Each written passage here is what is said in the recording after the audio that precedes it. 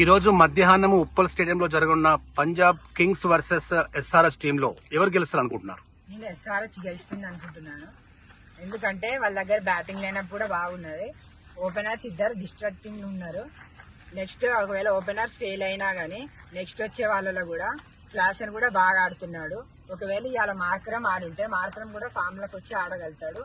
ఒకవేళ వీళ్ళు చూస్తూ బాల్ తీసుకున్నారు అనుకో, ఫస్ట్ భువీ కూడా ఫామ్ లో ఉన్నాడు. మొన్న ఆర్ఆర్ మీద చాలా బాగా వేశాడు లాస్ట్ ఓవర్.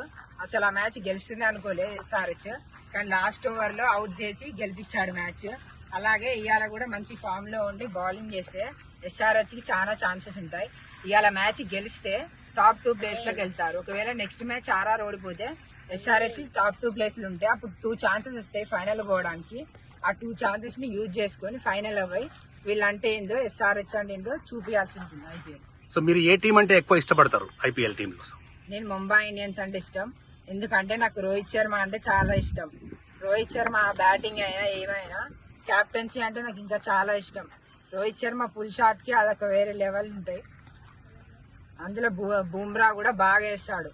అసలు ఐపీఎల్ లో రికార్డ్ చేసి 5 ట్రోఫీస్ గెలిచిన ముంబై ఇండియన్స్ ఈ సీజన్ లో కొంచెం క్యాప్టెన్సీ చేంజింగ్ వల్ల కొంచెం క్యాప్టెన్స్ ప్లేయర్స్ మధ్యలో వివాదాలు వచ్చి ఆడడం కొంచెం తగ్గారు.